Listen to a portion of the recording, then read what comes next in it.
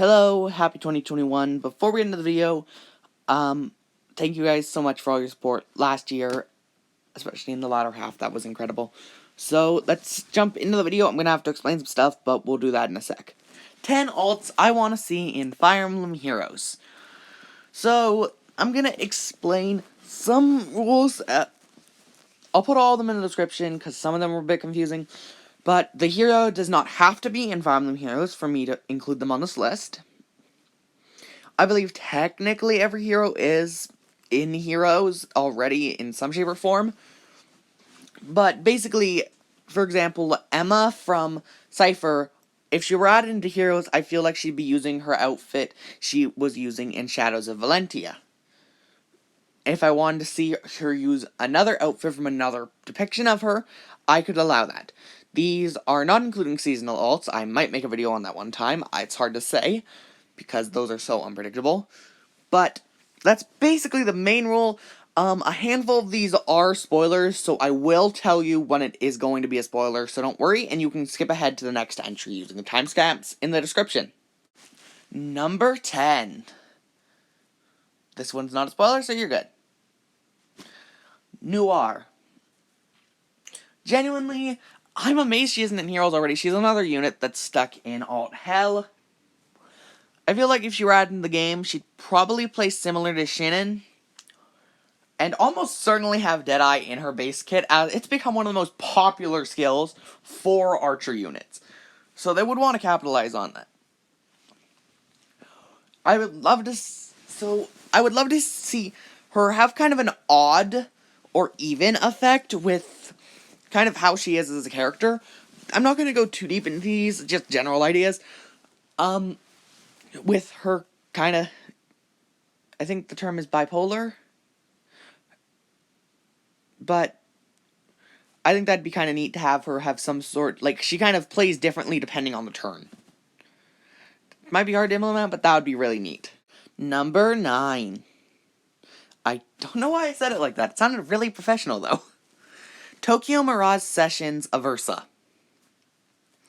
So, I guess, in more reality, it would be the person she possessed, in a way. I honestly want to see another Tokyo Mirage Sessions banner. You totally won't get that, because there was, I honestly really love the designs of the adaptations of Fire Emblem characters in Tokyo Mirage Sessions.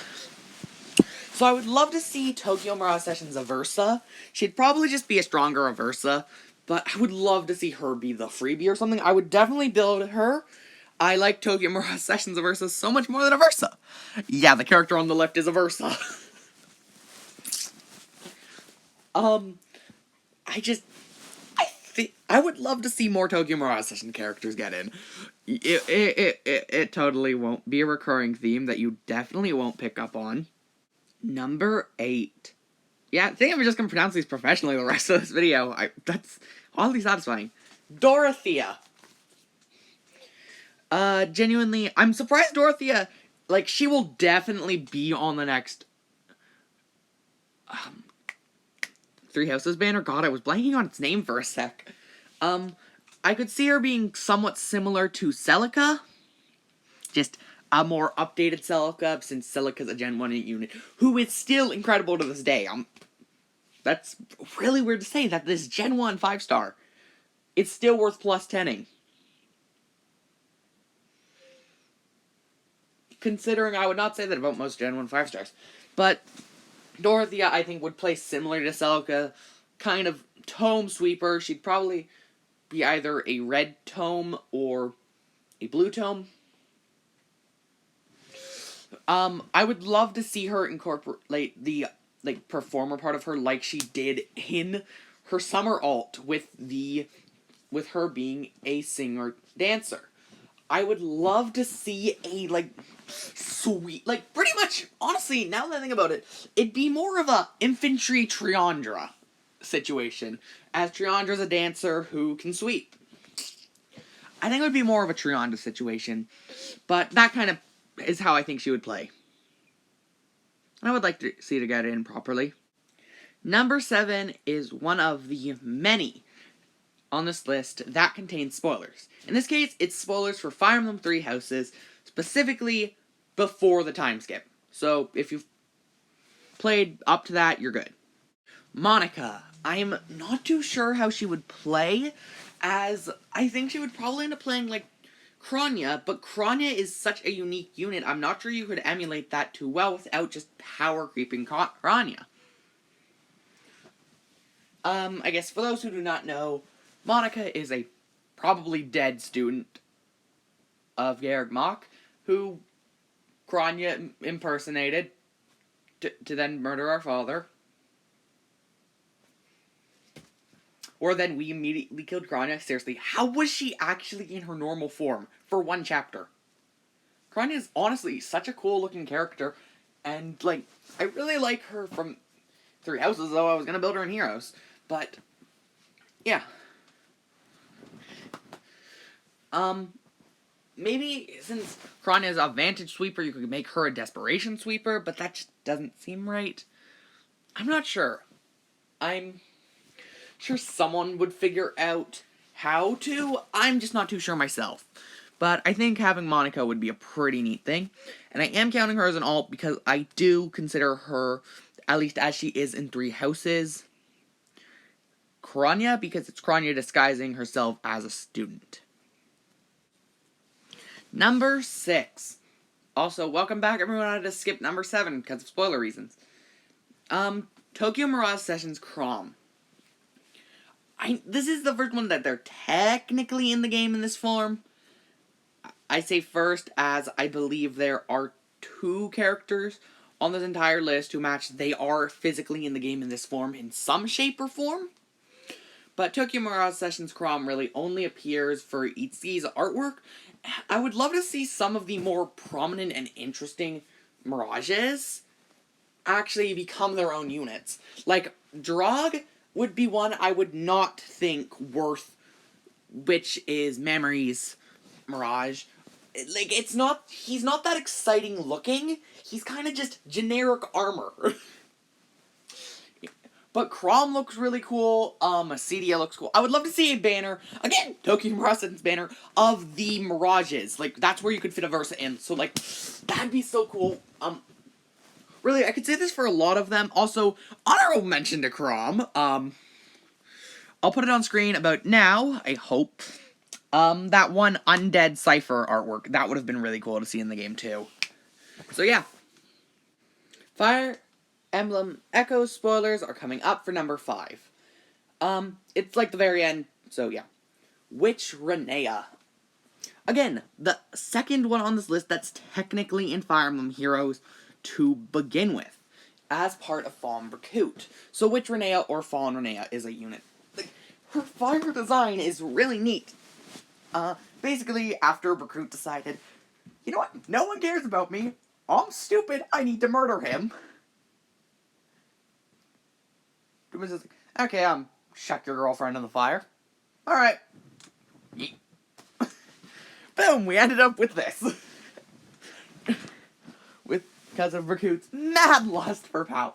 Again, he's probably one of my favorite villains from the series. But Witch Renea would be a really cool, like, flying red tome unit. Hell, I could see her having even something akin to a breath weapon, or, like, she isn't a dragon, but she could count as one in a way. But, like, something akin to a breath effect I think she'd probably end up having. But, like, just imagine a, like, a fiery Renea. Oh, so you have the sprite in Heroes. Just having a fiery Renea just come to you like, hey, it's time to die.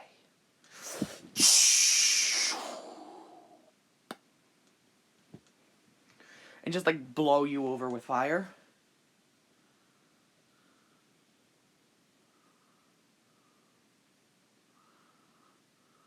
Like, burn you up. That'd be kind of neat. Welcome back, everyone who left from the Echo spoilers. And let's get on to number 4. Standard forms of Tokyo Mirage Sessions units. So for the sake of this, I went with Tsubasa, but I would love to see a standard form of really any of them. Mamori, Itsuki, Eleonora, Tsubasa, Tokyo Mirage Systems units that aren't in Fire Emblem Heroes. Seriously, can we finish that cast? You could finish them in one banner! Plus Aversa. That'd be really awesome. Because I think we have like 3 left out of the playable ones, and yeah. So imagine like Tsubasa pretty much the same, just as an infantry lance. Itsuki would probably just be the same. Although, bonus points for Itsuki, you could go with his final outfit from the, like, very final boss fight. I'm not going to spoil anything there, but you could go with that.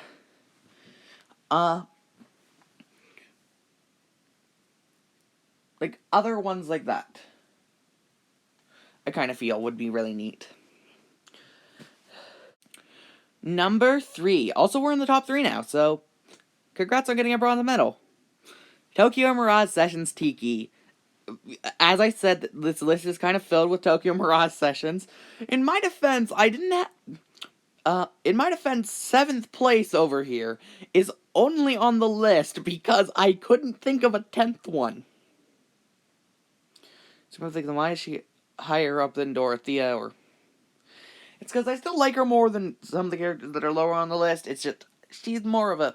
But yeah, Tokyo Mirage Sessions Tiki is my favorite incarnation of Tiki out of all of them.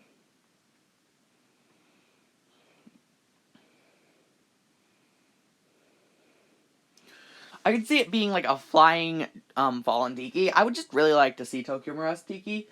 By the way, the next 2 are going to be a lot longer sections because these are characters I have a lot to say about instead of a little. So yeah, we'll move on to them. Number 2, 2nd place, Silver, and also Binding Blade True Ending spoiler, so click off for that game's true ending. Divine Eden. So maybe like, huh? I'm confused. Also, there isn't really any artwork depicting this too well, so here's some generic cipher artwork of Eden. So basically, Eden used to be a divine dragon like Faye. Until she was turned in to a demon dragon or dark dragon, depending on your translation version. Remember, this game isn't officially translated, so it's a bit iffy. Remember, one of the translations that's very popular uses Mamcute instead of Manakete. But basically, she was created to summon war dragons, which are pretty much mindless killing machines. Eden pretty well does not have a soul, and is pretty much just obliged to do whatever her master tells her. By Binding Blade, that is Zephiel. Hence why she's kind of just always by his side, and not really doing much or saying much.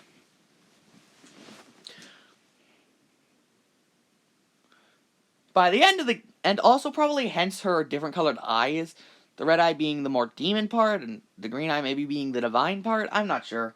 That's just a guess. But imagine Divine Dragon Eden, which would probably also look like a chicken. Now that I think about it. With the fact the other Divine Dragon from that game looks like a chicken. But by the end of Binding Blade, Faye was trying to get Eden to be back to normal. Without really... And also, Faye is precious god. She thought since Eden was a divine dragon that she was a threat too. Faye is amazing. And also, more important to the plot of Binding Blade than Lelena. Just saying that here. Legendary Faye when?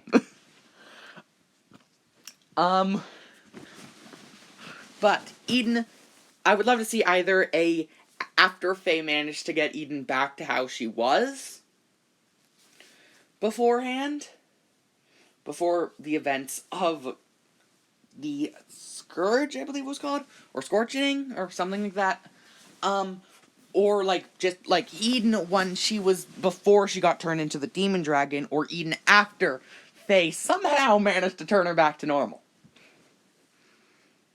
That'd be a really awesome alt, and I would love to see that. It would kind of be like the opposite of a Fallen banner. Because it's this villain who got possessed and was possessed in this way for the entirety of the game, going back to how they were before the events of the game and after the events of the game. That'd be kind of neat. Number 1, and also the one that will probably be the longest, and also spoilers for Fire Emblem Fates, Revelations, and the DLC. Fallen Lilith. I'm sure a lot of people are very confused by this. Wait, this is a canon thing? Is it like Cypher, or... because that's where I'm getting the artwork from. No!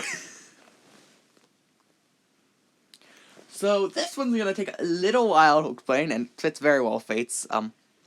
So, here we go. So, those who know, Chrom is Anakos' child, with Makoto, making them siblings in some shape with Ryoma. Basically, their family tree is kind of weird. They technically all branch together.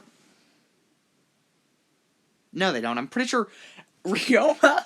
yeah, I think if I remember correctly, Ryoma and Chrom are the only ones related by blood in that entire family. Weird. But then there's the other forgotten child of Hoshido, since Chrom was kind of forgotten about. Lilith! Technically. Sorta. Also where we get the Azura thing. Lilith is Anakos' other child. Yeah. Which makes her Chron's sister. You see where this is going. So basically, Anakos split himself in two after he was going insane and starting to murder people.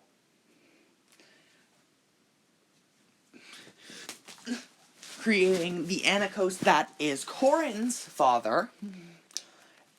The same Anakos that actually brought the Awakening Trio into the continent of whatever the hell Fates is called. I don't think it has a name.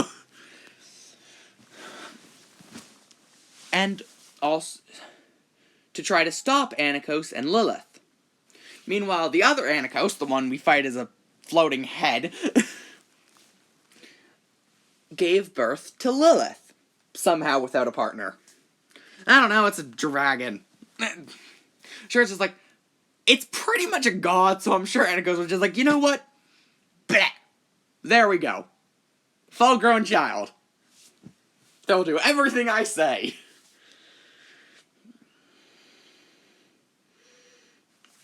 So, Lilith was pretty much Anakos' main servant and main pawn in the DLC. Which in my opinion is really difficult. Why do I only have access to 3 units?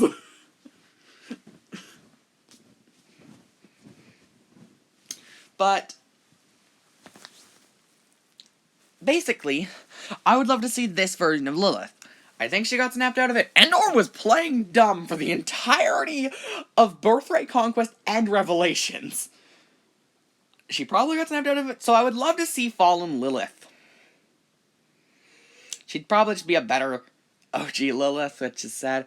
I'm pretty much honestly considering saving out for that alt instead of trying to plus 10 Lilith. Like, I want to plus 10 OG Lilith, I've wanted her for so long, but the odds are actually quite high we get a Fallen Lilith, and that'd be more likely to return, because Fallen units return way too much. Given if normal Lilith would like to return once I have orbs again, since I had 700 orbs saved up for you, Lilith. Bernadetta got them all. The shy one. Because someone doesn't like showing up. Okay, now I'm just getting salty at Lilith. But she was a unit I wanted in the game for a while, so I would love to see Fallen Lilith get in the game, or Possessed Lilith, or Anakos Lilith, whatever you want to call it. If you guys enjoyed the video, tell me your thoughts in the comments. If you haven't already, subscribe. Only like 10% of you guys are, and doing that goes a long way. I really want to hit 200 subs before the end of 2021. I know it's a bit of a stretch, but it's 60 subs in a year. I think I can do that. hopefully you guys are having a good new year. I'll probably be taking a little time off YouTube in January, or more accurately, I'll be uploading less than I did in December, which wasn't much. I'll see you guys in the next video.